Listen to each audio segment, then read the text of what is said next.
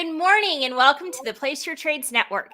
I'm Penny, and for the first time ever on the Place Your Trades Network, we have the Skunk King himself, Cary Palmerr. Hello. This morning, we are discussing event contracts, as always. Today's podcast is brought to you by Tradeovate, which has built a custom app dedicated to trading event contracts. This is what we're all using at Place Your Trades. Use the link in the chat to start using the Tradeovate web app for free, where you can follow along and make your own picks. And make sure that you like and subscribe to our channel and set notifications so you never miss a podcast. Hello, Palmer. What's up? Not a whole lot. Me earlier than usual, but man, I'm excited to be here. So it is. We it's all. appreciate that You know, very I'm much. stoked. I'm stoked. You really got my day started. Like I've been productive way earlier than normal, so everybody's winning. Okay, what are you having your coffee? Yep. Yeah. Mm-hmm. How's your boner mug? It's actually my girlfriend has actually commandeered it. She uses it exclusively for her teas. She loves them. It is the perfect size and the perfect mateness. Yeah, she loves it for tea because see, I have like this giant mug for coffee that holds like 3 normal cups, thankfully. So it's like what did Johnny Depp call it? It's like a mega bottle or mega liter or whatever. For those of you who would like to know more about Palmer, he has been on the Penny Lane podcast 2 or 3. At least 2. At least two, for sure. 3. And we have learned all about his background, which is fascinating. I think to find those episodes, you can go to YouTube and search Penny Lane Palmer, come right up. The most fascinating thing that we have learned about him is that he used to repair games at Chuck E. Cheese. That's the most interesting, really? That's the one that's most important to me, because I just recently spent a rainy afternoon at Dave & Buster's, and I have a couple of questions for you. Tough life. It Yeah, is. What's up? Okay, well, actually, our local Dave & Buster's, they've just renovated it, and it is clean. And I'm a big fan. I love a kid's video game. But so my kids are 6 and 8, and they are not ticket minded. You know what I mean? They just want to truly. That's good. Well, they want to get on the Mario Kart. They want to play all these games that don't give tickets. And then when it's time to go get the tickets, there's tears. Yeah, they're pissed off. Yeah, that makes sense. Right. I can see that. I have to buy a third card just for me, where I go around and try to get tickets. So when it's ticket time, and I wanted to ask you, what are the top 3 games that are best for getting tickets? Okay. I kind of figured that's where this is going. So there's actually, it depends, right? Dave & Buster's has, generally speaking, a slightly higher like average age or IQ level for their games, as opposed to the Chuck E. Cheese or whatever. But anytime you see like the SpongeBob pineapple, which I think everybody has, it drops a coin and it's got like a SpongeBob wheel, and it gives you like little cards that you turn in. Those are really, really hard to like dial in setting wise. So almost everybody has them like paying super, super high. And then another one is anywhere Crossy Road. That's the one I use to clean out the arcade down the street. It's Crossy Road. Yeah, it's like Frogger. You just push a button and you got a chicken and a duck, and they hop, and you get like a ticket for every hop. I can get that thing up to like 600. Like, it's crazy, and just per play. So I'll pull like 2,000-3,000 tickets out of it in a couple of plays, and usually they'll either 1,000. Oh yeah, it's crazy. It all depends on like where you go. So Dave & Buster's, because it is corporate owned, they're gonna have an average TPP, which is like per cost of play, like how many tickets are you getting in return, ticket per play, whatever. It used to be ticket per token, TBT. But yeah, anyway, so I think that they're around 7. So if you can beat 7, Chuck E. Cheese is 5. I think D&B is 7. Main event is really low. I think it's like 3. But it doesn't really matter. It just kind of relates to how expensive their items are. If it's more expensive, then getting 10 tickets really doesn't mean a whole lot. Inflation. There you go. All right, so you owe me a third. No, I don't know. I don't know you anything. Yeah, I gave that life up. I don't know. You're gonna have this between you and them now. You're gonna have to speak with corporate. All right. One more question. We Of course. usually like to do the spin the wheel. You know, it's like Where are you uh from? the Price is Right Yeah, let's thing. You do it. spin the wheel and you can Yeah, get 500. And my daughter seems to really have the knack for it. yeah. What do you Oh, think you're about talking that game? about big. First of all, where are you from? I forgot. Atlanta. Okay. Yeah, there is a. You said wheel with a H. That's a That's how my personal mom. That's how problem. my mom says it. That's why I was curious. Anyways, Yeah. Also, white yep, yep. Wash as well as another wash. one. Yeah. Been She made sometimes fun gets of weird on about that. it my whole life. Hey, well, my mom does it. That's why I've always been curious because I've never heard of many people. I'll have to let her know that. That's hilarious. Yeah. Anyways, yeah, big bass, terrible, terrible investment. Um, really ridiculous. You're talking about big bass, right? It looks like a fish. You spin the wheel. Yeah, yeah. Don't play that one. It's awful. Don't play the hammer one. That one will get you. You Okay. know, the hammer in it like goes up or whatever. It's called whack and win. Don't touch it. Yes. Yes. And yeah, that will get you every time. The actual science behind all of these is way too long to explain here, but um, anything that's a coin pusher, do not play it. Those will absolutely take your money. Those Wait. are what, yeah, coin Wait. pushers That are what those we are my have. Yeah, I favorite. know. That's what we have for like middle-aged people who have like gambling experience. Like that's what they see that and they're like, that triggers gambling mind. That's a real thing. Yeah, that's why we have coin pushers. It's specifically for old people. Well, Older okay. people, So it sorry. used to be my dad's favorite game, and so now it's me. There's I'm real like, science. win. Trust me. I used to test these out. There's actual like behavioral science behind like how things are placed, what we purchase, like all that stuff. It's serious, A bro. Chuck E. middle-aged Cheese. gambler. Yeah, That's yeah. that's We, me, yeah. Any and it's adult my with gambling experience, favorite. they Oh just end God, up over there in that corner while their kids run around. Happens every time, 100%. put me in that box And they got you, and homie. check it. We never expected it, right? Chuck E. Cheese. Who knew? All right. For those of you who are watching who are parents, I've got another question that is Okay. right up your alley.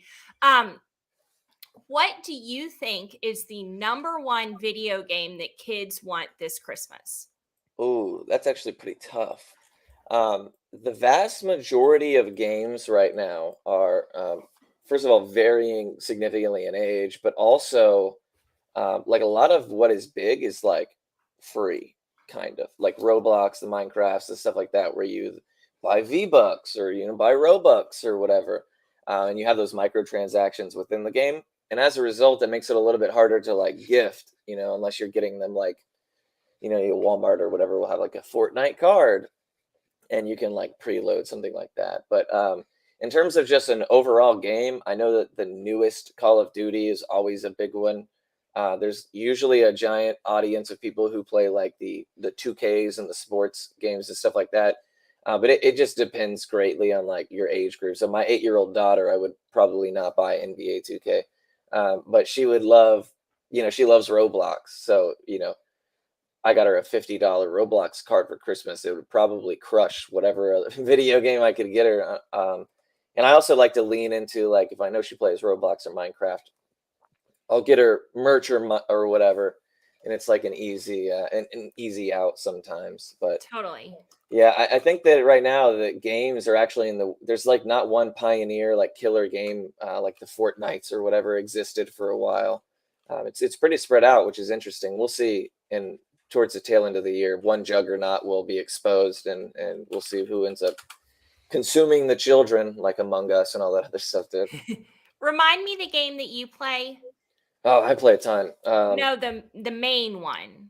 Oh, the one at Yu-Gi-Oh. That one. Yeah.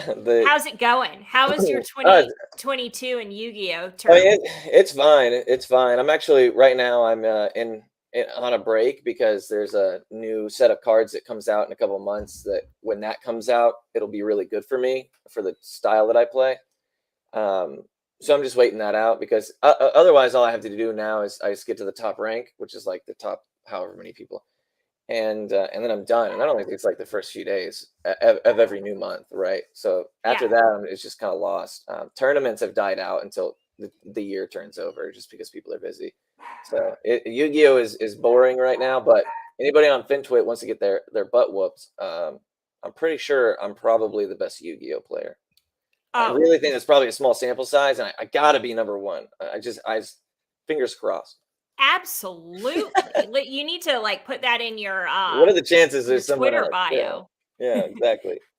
I actually just got my Spotify year in review and found out that I was in the top 0.001% of Marcus King listeners. And Yeah. I was like, what's up? Like, I Does that make really you feel felt good? accomplished. Totally. Okay, yeah. See, some people are like, "Hooray, I'm a big fan," and some people like when I, for instance, got my year in review on Uber Eats, and it was like, "You're in the top 1% of this restaurant," and I was like, "Oh man." It didn't feel so nice. It wasn't like, "Hooray, I'm a huge supporter of this business." It was like, "Oh, geez, I have a problem," and I was like, it told me the details at the bottom. That's what was really alarming. I was like, "Oh, geez, Louise, that's a lot of money. Wow." Jeez They Louise. better have my Now, fucking picture on the wall when I show up in that place. You know what I'm saying? speaking of Christmas, you're a big air fryer guy, Yeah, as love it. I've learned. Oh, hell yeah. Yeah, Oh, yeah. big air fryer guy. What's your go-to brand for an air fryer? Cuisinart. Oh, I pronounce it Cuisinart. Well, you pronounce a lot of things, so don't know what to tell you. All Are you right, sure it's not Cuisinart? Cuisinart. Cuisinart. Ew, I All don't like right. that. I don't So like that. for those of you middle-aged people, God, I wish my dog would stop barking. Speaking of pets, you have a skunk, Lily. Yeah, I do. Do you want Is me to she in fetch your her? lap by She's chance? not in my lap Not. by chance. How's she I doing? should have brought her. I should have known you would have asked. She is in hibernation mode right now, so she is like, like I could probably yell for her and find her in about 30 seconds. But low key, she'll just be. She has like a cabinet where she's like got a bed, then she's got the couch or like the king bed in the master bedroom. She'll like just crawl up in there under the beds and under the covers and go to sleep. So she is just all focused on sleep right now. It's actually pretty dope because you can like carry her around like a little doll, and she's just like it's pretty surreal. That's seems like a nice cuddling time for It a is. skunk. Lauren loves it because all she wants to do is sleep with us. She wants to be in a lap. She wants. That's why I'm so surprised she's not in here, but she's probably in her cabinet. She gets noise and lights. It pisses her off. But yeah, Same. they'll sleep all day together, just cuddled up, and it's like unreal. Sometimes I'm like, I go the whole day without seeing her. It's pretty nuts. All right. Well, Hedge Fund said, "Is this a gaming and shopping channel? I'm confused. I thought this was the place to be informed on event contracts." I understand your complaint. So 13 minutes I spent on gaming and shopping, and it is now time to get into event contracts. Let's do it. Apologies for the chit chat. I just thought we're all in Christmas mode and we have an expert here. So let's get into event contracts. Alex, if you could bring up the screen, please. All right. So, Palmer, we were chatting a little bit before, but these are this is the Trade-Avate app, as I said in Sure. the intro, and it is the home of event contracts, which are basically zero DTE daily options for futures. Sure. So, we have ES, we have NQ, we have the Dow, we have light sweet crude oil, which is my favorite name, gold, the Russell, euro, dollar, natty gas, silver, and my favorite, copper. I like to make a joke about how copper, you couldn't have pennies without copper. So Yeah. Hey, I mean, it science. always hits. Yeah. You know what I mean? So every day on the show, we like to make some picks. Sure. So here is the strike list for the E-mini S&P. And on 4025, you can buy a yes for 150. So Sure. you pay 150, and then if it closes above 4025, you get $20. Okay. If it does not, the only thing you lose is the price of the contract. So yeah, sure. yes. So it's a very fixed risk product, which is something that we really love about it. Absolutely. Yep. So, would you like to make a pick on the S&P today? Sure. Let Okay. me see here. So I actually have my futures chart pulled up.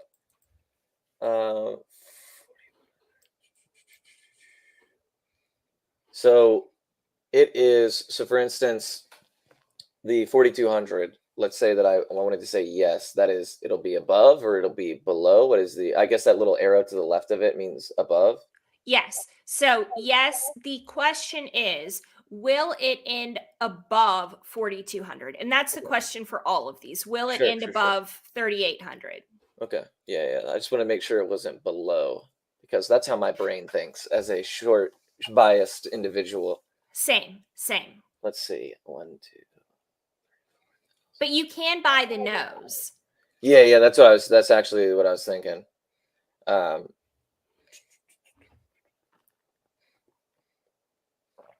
will it be below? That's tough. And this is by the close, not just at any point. By settlement. But Okay. you can flatten out of these trades at any time. Really? So, Yes. okay. Interesting. Interesting. Okay. All right. Well, then I want to say to the 40. Yep, that one even.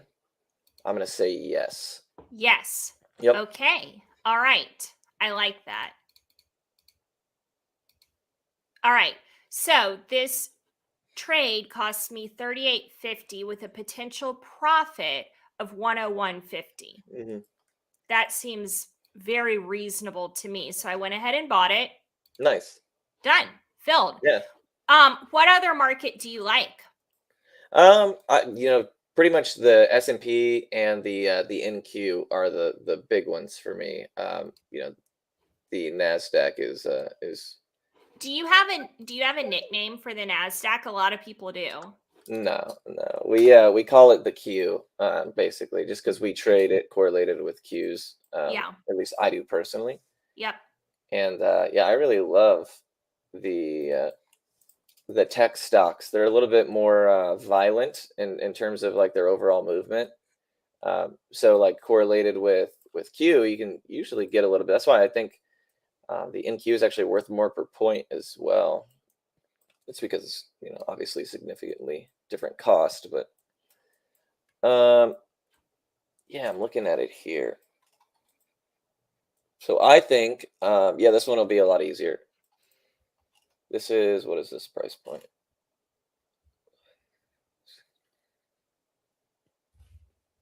So it will be above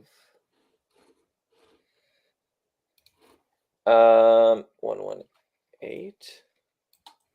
Oh no, that's not happening. All right, so we're gonna say